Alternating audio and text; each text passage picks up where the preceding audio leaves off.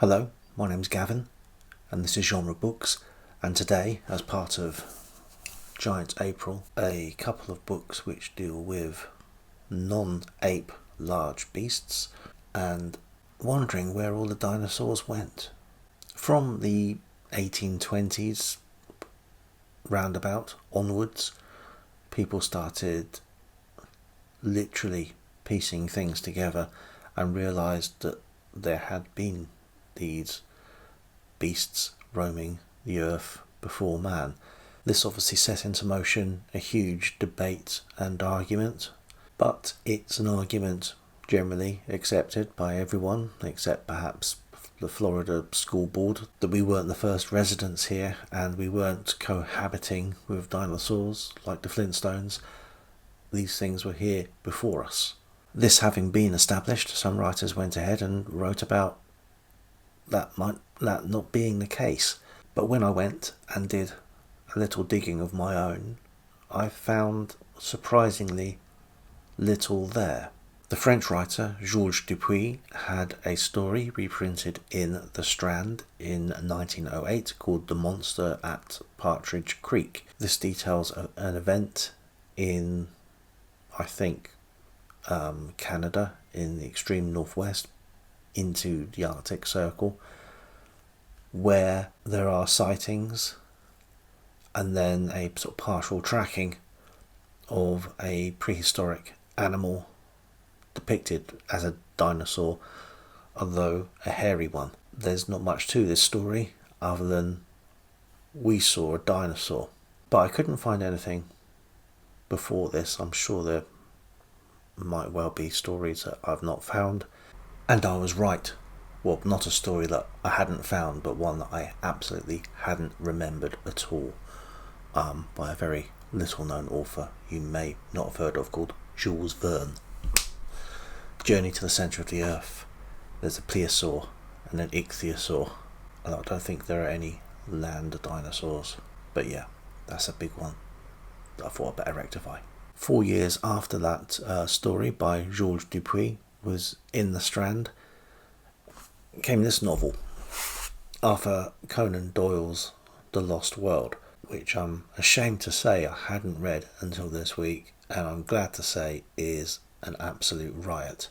If you think that Sherlock Holmes can be spiky, dismissive, contrary, then you've not read about Professor George Edward Challenger, who has got to be one of the most fantastically disagreeable main characters that I've read in quite some time.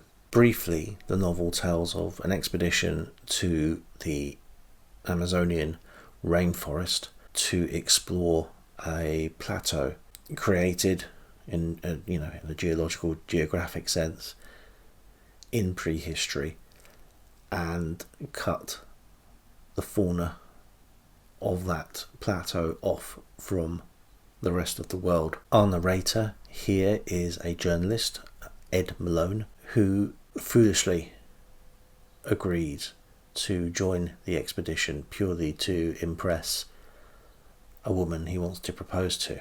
Ed Malone shares some surface characteristics with a friend of Conan Doyle's called Bertrand Robinson, in that he's a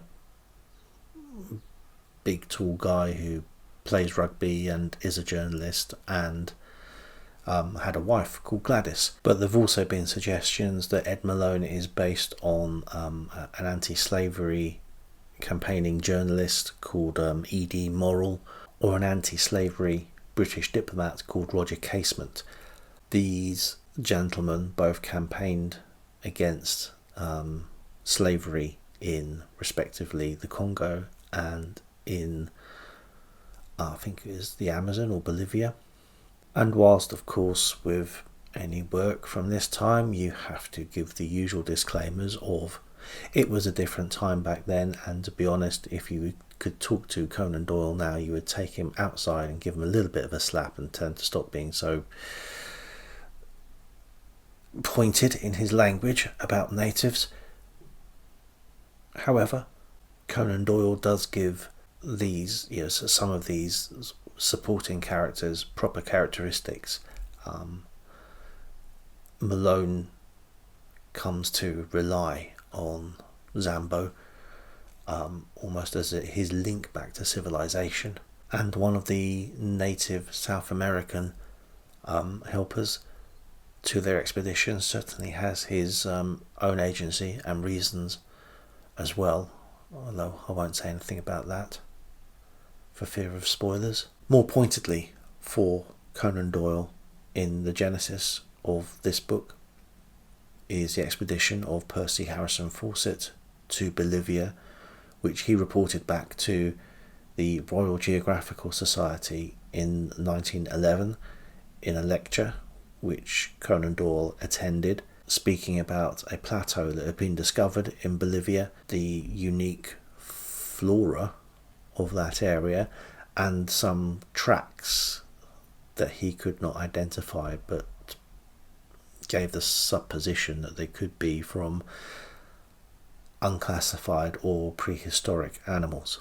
Conan Doyle takes this idea, runs with it, and The Lost World, after introducing Ed Malone and Professor Challenger being introduced, moves on to a lecture for the London Zoological Society, where Challenger challenges the speaker when the assertion is given that dinosaurs are extinct, and says, no, I believe that they do exist. I've seen them, although I don't have any direct proof from my latest venture there, because it was all destroyed by a pterodactyl, conveniently.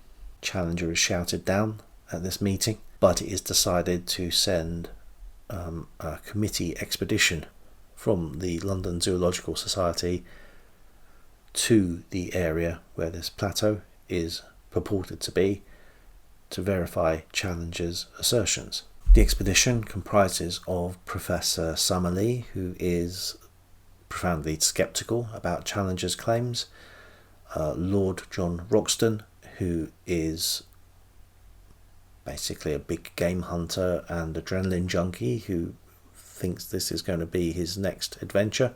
Piqued by Gladys's words, Ed Malone stands up and volunteers to take part as well as a member of the press. This book fairly zips along, and you will not be surprised to learn that the dinosaurs really do exist. They now find themselves confronted with this lost world, and not only the dangers posed by prehistoric animals, but also by two tribes who exist on the plateau. A tribe of modern is the wrong word, but not prehistoric South American natives, and a group of, well, I think they're described basically as ape men. So we do get our apes fix for Giant Ape-ril, but they are not so much giant other than just seen as like the missing link. But there are iguanodons, there's a megalosaur, there's, I think, a plesiosaur at one point, and pterodactyls. So fantastic, someone has written about dinosaurs. 2 years later, Edgar Rice Burroughs also takes a punt at writing about dinosaurs in the first of the Pellucidar books, coming out in 1914, called At the Earth's Core. I've not read this, but I will get to it because it's a Hollow Earth story, and I'm reading a lot of Hollow Earth at the moment. And once these two famous adventure writers have tackled dinosaurs, you would expect the floodgates to open and for a whole series of literature to follow. And it doesn't. I'm not going to say that it's entirely absent from popular culture, but it certainly isn't as prevalent as you would expect it to be. In fact, it's more in cinema that the idea takes hold, I think, because, you know, it's such a spectacle of their sort of the ability to portray dinosaurs on the screen, whether it is in the first animated character, Gertie the dinosaur, or whether it is, I think there was a D.W. Griffith silent movie about Dinosaurs. There are cinematic adaptations of The Lost World, and it is in working on a dinosaur project called, I think, Creation, where the animator from King Kong is first brought to the attention of the right people in order to get King Kong made. And I think some of the footage from that abandoned dinosaur flick turn up in King Kong. And as you know, there are plenty of dinosaurs on Skull Island as Kong's neighbours. But here we go. King Kong kickstarts a whole movement of dinosaur-related movies and literature, except it doesn't. There is, of course, The Son of Kong, a sort of comedic sequel to King Kong. There are takeoffs. King Kong has a massive impact on popular culture, but there doesn't follow a flood of literature and stories about dinosaurs or prehistoric animals. Walt Disney has a quick go at it. Part of the Fantasia film is a sequence about the dinosaurs, but in general, during the Depression and during the Second World War, things are quite quiet on the dinosaur front, and it takes an atom bomb to awaken them again. The 1954 film Godzilla is not created in a vacuum. They take a lot of, shall we say, inspiration from the Redosaurus, which is the beast from 20,000 Fathoms, which was a film that came out, I believe, 1952. 1952 is also the year that King Kong is released in cinemas to a whole new generation and is again a smash hit. The beast from 20,000 Fathoms is awakened from Arctic ice by atomic testing, and Godzilla himself is forced into contact with the humans or brought back into life or back into existence by the Americans testing the hydrogen bomb in the Pacific. In Japan at this time, they can't really talk about their experience of having suffered the fallout, literally and metaphorically, from atomic weapons, because the censorship is too heavy at that time, and this is censorship which is imposed upon the Japanese by those paragons of free speech, the Americans. And this is compounded by an event where the Americans were testing a hydrogen bomb and missed a Japanese boat that was in the area. The boat was called the Lucky Dragon No. 5. It's, I think, 70 miles away from the blast when it happens.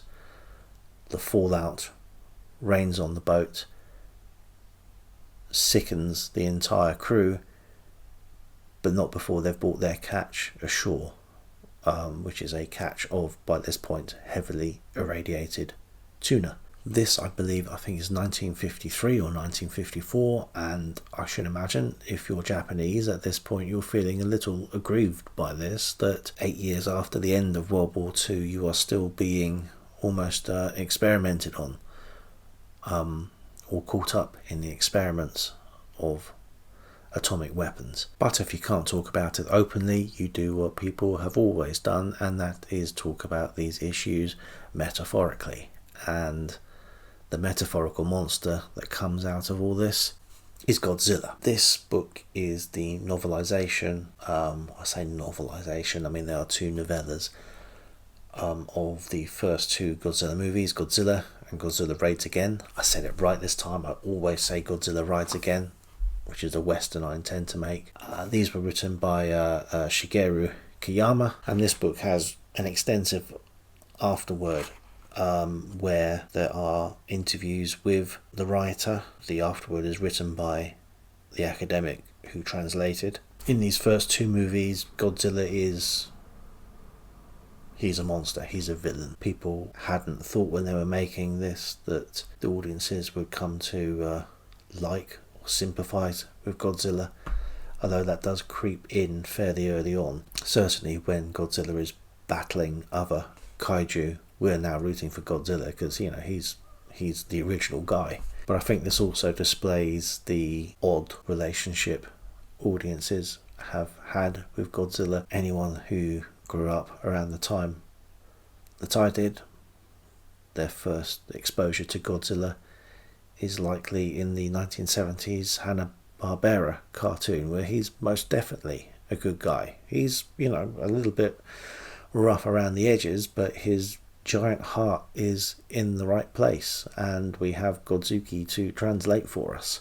In the films, Godzilla oscillates between flattening parts of Tokyo and defending Tokyo, defending Japan against attacks from other kinds of monsters, from the sea, from space, from wherever. He's often seen as an ally, although an uncontrollable one. But for these first two films, he's definitely the bad guy. He is the unstoppable radioactive force that conventional weapons can't counter.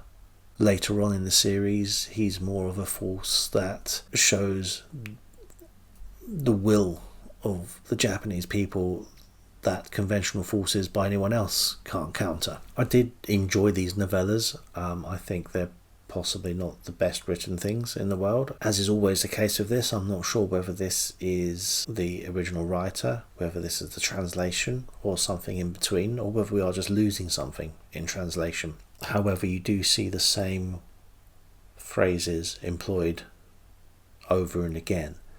The amount of blood that drains from people's faces is almost more than the blood that Godzilla sheds, and something which I think is the original writer, because even the translator has to say this. I think he's sort of like getting his excuses in early, is an overuse of sound effects. So a phone can't just ring. We start with bring bring. The fight between Godzilla and Anguirus in Godzilla Raids again reads almost like a fist fight in 1960s Batman. With his tremendous powerful tail, whack! Godzilla delivered a single hard blow to his opponent's neck. He delivered a powerful kick to Anguirus' chest. Bam! There was a terrible rumbling of the earth as they fell. Crash! Kaboom! The translator suggests this is actually something in the Japanese language, where the language employed in the original books lends itself to that sound effects, and he says that he's sort of cut down on that in the translation. But there are other parts where we might look at the translator with a little bit more of a skeptical eye. That fight I've just read from, I believe he described as a scuffle. I'm not going to start picking a fight with a professor of Japanese.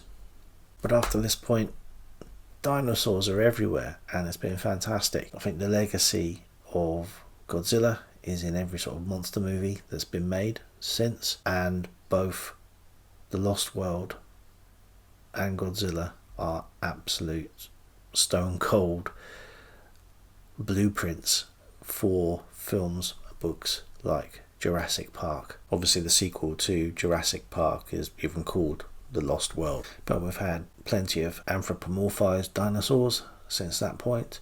We've had not quite anthropomorphized, but certainly character dinosaurs like Devil Dinosaur in the Marvel Comics, and you've got the best dinosaur movie ever made. One of our dinosaurs is missing.